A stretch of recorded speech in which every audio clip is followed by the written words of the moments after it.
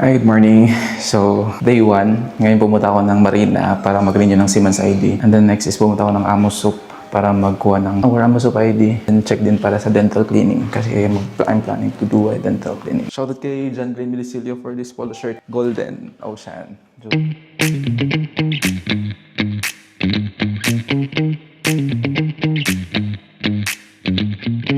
Edner Katana. Ay, wait lang. Okay na.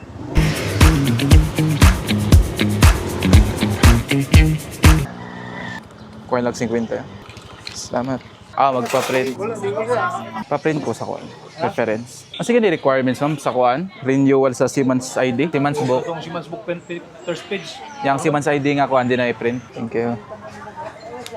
Kasi yun ako sa Marina and kailangan ko nang pumasok sa loob. So bawal na yung camera kaya i-off ko muna to. See you later mamaya.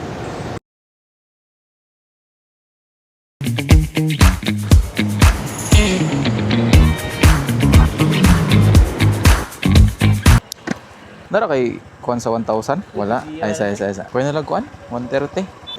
Salamat. So we just arrived at Amos Soup, Seafarers Hospital. And bawal yung phone kaya off ko muna to. See you mamaya. So yun, kakatapos ko lang kumuha ng Amos Soup ID. And niregister ko na yung mama ko din. Tsaka yung papa ko as dependents kasi hindi na-update. And yan, pauwi na ako. Ay, hindi pa pauwi. Pabuto pa ako ng Marina.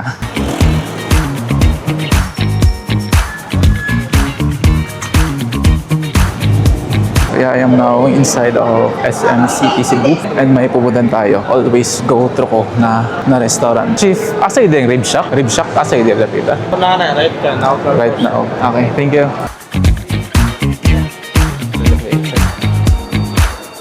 I found this Rib Shack. Hi, good afternoon. Isang spare rib na unli-rice. Okay. Okay.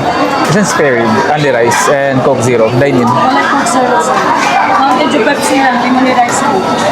Pepsi. And before tayo kain, so just want to share lang na I really love this place. But sometimes yung mga tao lang, kaya kanina, suplada na yate. Daming 100 peso beat, pero sabi niya wala daw. Narayan pa ako sabi niya, wait lang sila. Hospitable way, sana ba yung pag-approach niya?